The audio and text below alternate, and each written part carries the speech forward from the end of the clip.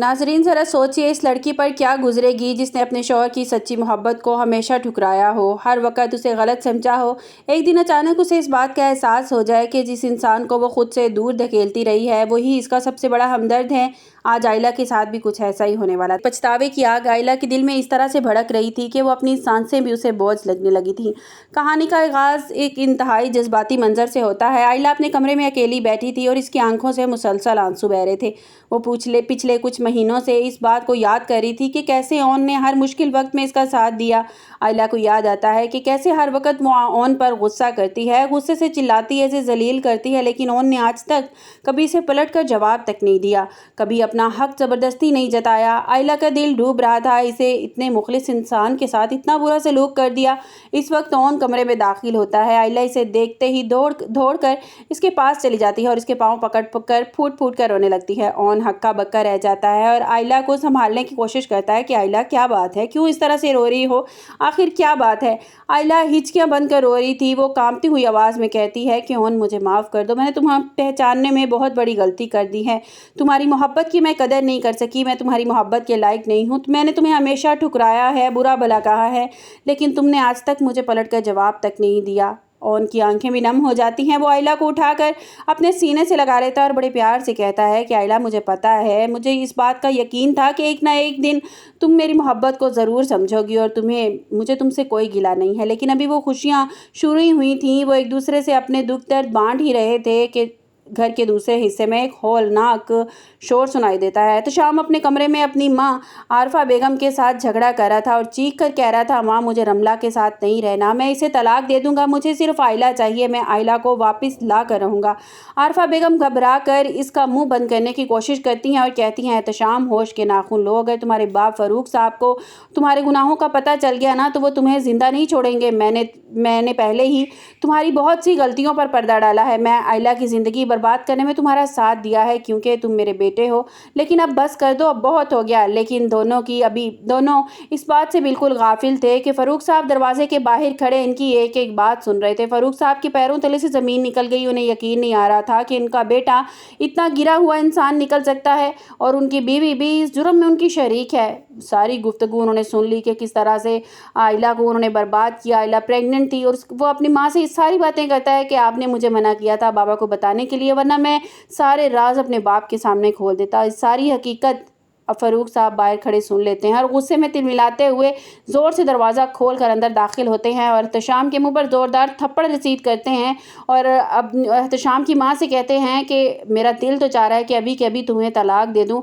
बीजान बिल्कुल सही कहती हैं, तुम हमेशा रिश्ते तोड़ती हो, तुम रिश्ते जोड़ती नहीं हो और तुमने अपने बेटे को भी यही सिखाया है और तुमने मुझे कितना बड़ा गुनहगार कर दिया। मैं तो अपनी नज़रों में खुद गिर गया हूँ, मैं किस तरह अपने भाई से नज़रें मिलाऊंगा। तुमने मेरी भतीजी पर इतना बड़ा इल्ज़ाम, इतना बड़ा बहतान लगाया। अगर तुम्हारी अपनी बेटी होती तो तुम तब भी उसके साथ यही करती। फ़ारूक साहब ने एहतशाम को गिरबान से पकड़ लिया और इसे घसीटते हुए पूरे ख़ानदान को जमा किया। फ़ारूक साहब की आंखों में खून उतरा हुआ था। उन्होंने साकिब साहब को सबके सामने हाथ जोड़ती और रोते हुए बोले, साकिब मुझे माफ़ कर दो मेरे भाई, मैं गुनहगार हूँ, मेरा ये बेटा नहीं दरिंदा है, मैं इसे अभी इसने पुलिस के हवाले कर दूंगा। इसने मेरी फूल जैसी बच्ची की ज़िंदगी बर्बाद कर दी। आहिला मेरी बेटियों जैसी थी, मैं कभी सोच भी नहीं सकता था कि मेरा बेटा इतना गुनहगार और इतना बड़ा दरिंदा निकलेगा। साकिब साहब ने अपने भाई को गले लगा लिया और कहा कि आप माफ़ी मत मांगे, आप मेरे बड़े हैं, कसूर आपका नहीं है। अगर इस लड़के ने ही सब कुछ किया तो आप क्यों माफ़ी मांग रहे हैं। फ़ारूक साहब ने एहतशाम की तरफ देखा और कहा कि मेरा बेटा कहलाने के तुम लायक नहीं हो, मेरा खून इतना गंदा हो सकता है मैंने सोचा भी नहीं था। आज मैं तुमसे सारे ताल्लुक़, सारे रिश्ते ख़त्म कर देता हूँ और अपनी जायदाद से भी आग करता हूँ। फ़ारूक साहब ने फ़ौरन पुलिस को कॉल की और अपने बेटे को पुलिस के हवाले कर दिया। एहतशाम पुलिस की गाड़ी में बैठकर पीछे मुड़ मुड़ कर देख रहा था, लेकिन आयला की आंखों में इसके लिए डर नहीं था। आयला ने ओन का हाथ मजबूती से थाम रखा था, जैसे वो दुनिया को बता रही हो कि अब वो किसी से उसे डरने की ज़रूरत नहीं है। आयला की आंखों में खुशी के आंसू थे, उसे इंसाफ मिल चुका था। घर के तमाम बड़ों ने आयला और ओन को दुआएं दी। आरफा बेगम अपनी गलतियों पर शर्मिंदा हैं और घर के कोने में बैठ कर रोने लगी। कहानी एक ऐसे मोड़ पर है जहाँ सच्चाई की जीत हुई और आयला को वो मुकाम मिल गया जिसकी वो हकदार थी और आयला ओन की ज़िंदगी में सुकून रहेगा। क्या आरफा बेगम को कभी दिल से माफ़ करेगी? ये सब देखना अभी बाकी है। اب دیکھنا یہ ہے کہ کس طرح سے جب جو ہے احتشام کے باپ کو اس بات کا علم ہوتا ہے، جیسے ہی فاروق صاحب کو اس بات کا علم ہوتا ہے تو وہ واقعی کیا اپنے بیٹے کو پولیس کے حوالے کر دیں گے یا سارے گھر والوں کے سامنے یہ راز کھول دیں گے، یا وہ بھی ان کی بیوی ان کو اس بار بھی چپ کروا دے گی، جس طرح کے ڈرامے میں دکھایا جا رہا ہے کہ ان کی بیوی کا ان پر بہت رعب ہے، تو وہ کیا انہیں پھر سے چپ کروا دے گی کہ اپنے بیٹے کو، اپنے اکلوتے بیٹے کو آپ سب کے سامنے ذلیل کروائیں گے اور جو ہونا تھا وہ ہو گیا۔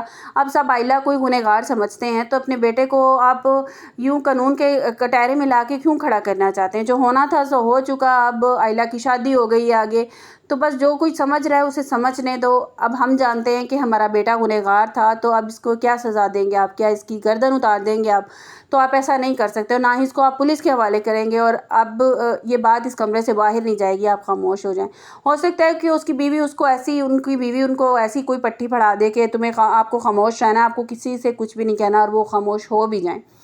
تو آپ کو کیا لگتا ہے کہ کس طرح سے یہ راز جو ہے احتشام کے باپ تک پہنچے گا اور کیا رد عمل ان کا ہونا چاہیے ایک باپ ہونے کی حیثیت سے؟ اس ڈرامے کو بہت ہی زیادہ وہ کیا جا رہا ہے، گھمایا جا رہا ہے، مطلب کہ جس طرح کہ دکھایا جا رہا ہے آئلہ کو دکھایا جا رہا ہے کہ آئلہ جو ہے وہ گھر میں ہی تھی، جوائنٹ فیملی دکھائی جا رہی ہے، اور وہ کزن تھے آئلہ اور احتشام، اور وہ پریگننٹ ہو جاتی ہے، اور وہ جو ثاقب صاحب ہے وہ پورا بلیم اپنی بیوی کو ہی دیتے ہیں کہ بھئی تمہاری وجہ سے تمہاری پرورش صحیح نہیں تھی۔ بھئی تمہاری پرورش تو تم بھی تو باپ تھے نا، تمہارا بھی تو حق بنتا تھا کہ اپنی بیٹی کی کوئی پرورش کرتے، تو اس کو صحیح برے کی تمیز دیتے، اور گھر کی اس کی اندازہ اس بات سے لگایا جا سکتا ہے کہ گھر کے اصولوں سے اور کس طرح سے بچوں کی پرورش کی گئی ہے کہ ان کو اس بات کا بتایا ہی نہیں گیا، اس بات کو ان کو سکھایا ہی نہیں گیا کہ جو اون ہے وہ بھی ان کی پھپھو کا بیٹا ہے، کوئی غیر تو نہیں ہے۔